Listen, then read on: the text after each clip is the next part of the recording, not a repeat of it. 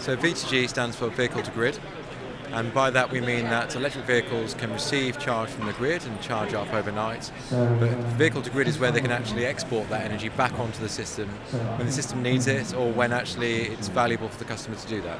There's huge potential there, but what we need to understand is actually what's the market for vehicle to grid and who can benefit.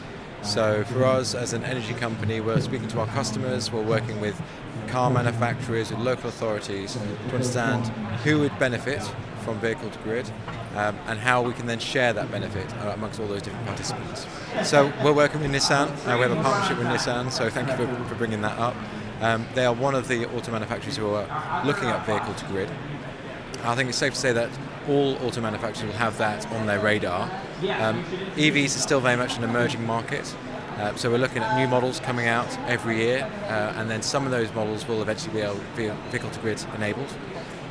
So I think for them it's about working with energy companies, with consumers, with charging infrastructure manufacturers to understand actually how can we all work together to support customers with new services, new propositions, but also support the energy system. It's very hard to predict the growth in this market. We certainly see that EVs are definitely going to grow in the UK. Today I was talking about a scenario where we might have 5 million EVs on the road by 2030. We certainly hope that that becomes a reality. We see the need for smart charging, so to be able to manage the charging regimes of these EVs to help manage the grid, but also to offer consumers the most competitive tariffs.